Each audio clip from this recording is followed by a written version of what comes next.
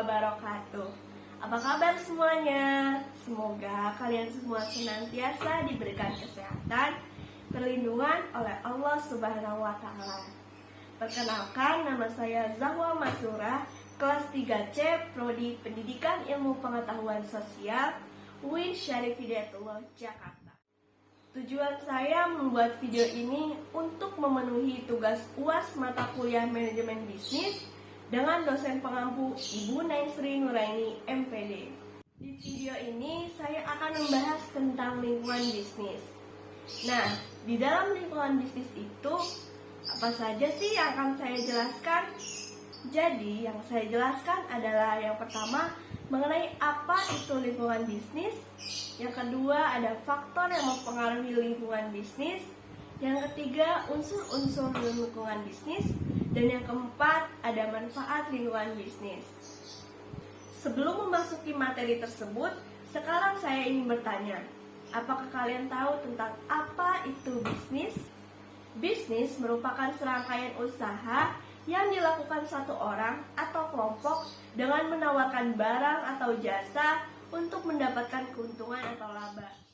Oke, selanjutnya, setelah kalian mengetahui apa itu bisnis, sekarang saya akan menjelaskan apa itu lingkungan bisnis. Lingkungan bisnis adalah faktor-faktor yang dapat berpengaruh secara langsung ataupun tidak langsung terhadap aktivitas bisnis. Lingkungan bisnis memiliki pengaruh yang cukup besar terhadap keberhasilan atau kegagalan dalam bisnis. Karena elemen-elemen yang ada di dalam lingkungan dapat mendorong dan dapat menghambat juga aktivitas bisnis. Itu diakibatkan karena perubahan yang terjadi di dalam lingkungan akan berdampak positif atau negatif terhadap aktivitas bisnis. Terdapat dua faktor yang mempengaruhi lingkungan bisnis. Yang pertama, lingkungan bisnis internal. Lingkungan bisnis internal adalah faktor-faktor yang ada dalam kegiatan produksi itu sendiri dan berpengaruh langsung terhadap hasil produksi. Biasanya lingkungan ini digunakan untuk menentukan kekuatan dan kelemahan suatu perusahaan. Lingkungan internal ini terdiri dari sumber daya manusia. Sumber daya manusia merupakan faktor yang penting. Dengan adanya manusia yang kompetitif dan berkualitas tinggi dapat memajukan perusahaan.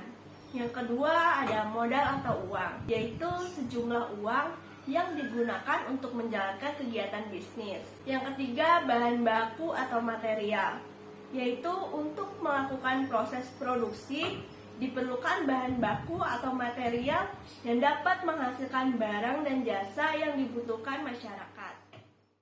Yang keempat, ada peralatan.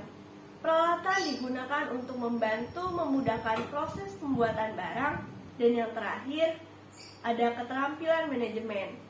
Sistem manajemen yang dijalankan prosedur dan tata kerja manajemen. Oke semuanya, selain ada faktor lingkungan internal, ada juga faktor lingkungan bisnis eksternal. Lingkungan bisnis eksternal adalah faktor yang tidak berpengaruh langsung terhadap perusahaan. Lingkungan eksternal ini dibagi menjadi dua, yaitu ada lingkungan mikro dan ada lingkungan makro. Lingkungan mikro adalah lingkungan yang secara langsung relevan bagi perusahaan untuk bisa mencapai tujuan dari perusahaan tersebut. Sedangkan lingkungan makro adalah lingkungan yang mempunyai dampak secara tidak langsung terhadap perusahaan.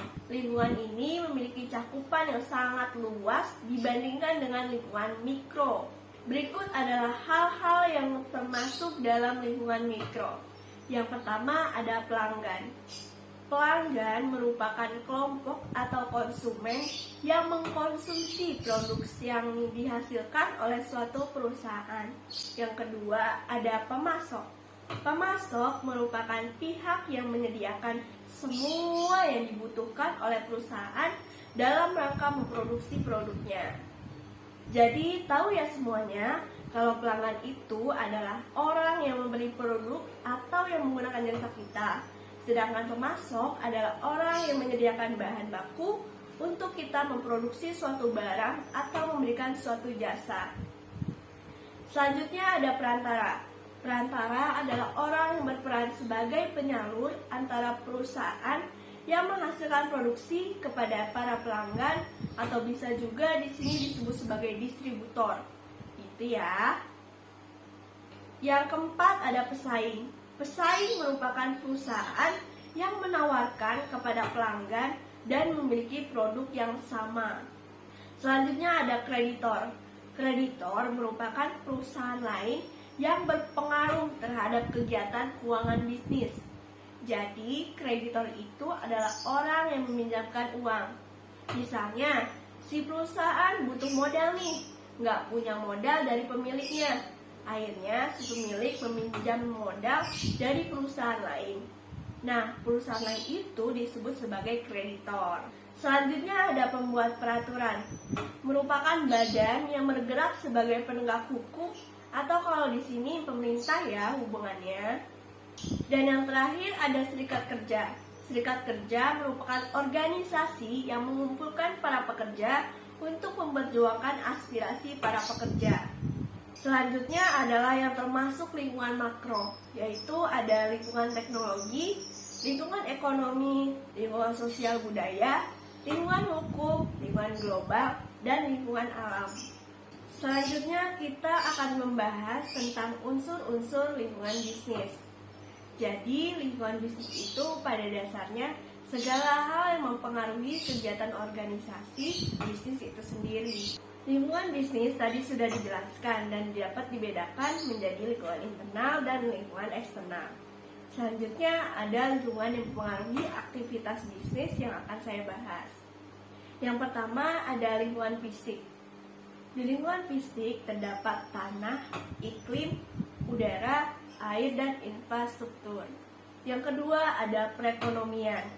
Jadi perekonomian itu menerangkan tentang sistem pasar kepada masyarakat. Jadi lingkungan perekonomian itu mempengaruhi kegiatan usaha, perusahaan yang menghasilkan dan distribusikan barang ataupun jasa. Kemudian yang ketiga ada pemerintah. Jadi pemerintah itu juga termasuk ke dalam unsur lingkungan bisnis, karena di sini pemerintah juga memiliki peran. Jadi pemerintah itu memberikan bantuan untuk apa? Untuk mengembangkan bisnis setiap perusahaan. Nah, di sini bisa juga dalam bentuk fasilitas yang dibangun ataupun pembangkit listrik. Jadi pemerintah itu menyediakan pembangkit listrik yang nantinya listrik itu akan digunakan untuk membantu produksi oleh perusahaan. Coba kita bayangkan ketika pemerintah tidak memfasilitasi perusahaan dengan cara mendirikan pembangkit listrik.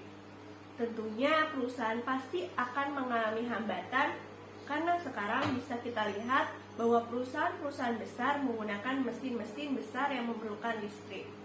Unsur yang keempat yaitu ada unsur hukum. Jadi menjadi dasar hukum dan peraturan perusahaan. Jadi perusahaan tidak semena-mena mendirikan perusahaan dan menjalankan perusahaannya. Yang kelima, internasional, yaitu menyangkut dengan negara lain dan perusahaan asing. Selanjutnya kita akan membahas pembahasan terakhir yaitu manfaat lingkungan bisnis. Yang pertama, membantu mengidentifikasi peluang bisnis. Perlu diketahui bersama bahwa tidak seluruh perusahaan memiliki arti dan sifat yang negatif. Suatu perubahan bahkan bisa menjadi faktor utama keberhasilan jika bisa dipahami dan dievaluasi secara baik. Untuk itu, sebagai pemilik bisnis, Anda harus bisa mengidentifikasi perubahan apa saja yang bisa dimanfaatkan dan juga memanfaatkannya sebagai suatu alat dalam menyelesaikan permasalahan bisnis yang ada. Yang kedua, memanfaatkan sumber daya dengan baik. Jika perusahaan mampu melakukan pemindaian yang cermat atas lingkungan perusahaannya, maka perusahaan akan terbantu dalam hal memanfaatkan sumber daya yang diperlukan untuk bisnis. Selain itu, hal tersebut akan membantu perusahaan untuk melacak ataupun memantau sumber daya untuk kemudian diubah menjadi produk barang dan jasa. Yang ketiga, menghadapi perusahaan. Perusahaan harus menyadari sepenuhnya atas perubahan yang terjadi di lingkungan perusahaan. Apakah itu perubahan dalam hal persyaratan pelanggan, tren, kebijakan baru dari pemerintah, ataupun perubahan teknologi. Jika perusahaan bisa menyadari adanya perubahan tersebut, maka akan membantu perusahaan dalam memberikan respon yang tepat dalam menangani perubahan. Yang keempat, ada bantuan dalam perencanaan. Perencanaan yang dilakukan dengan benar adalah perencanaan yang berlaku dalam jangka pendek, jangka menengah, ataupun jangka panjang.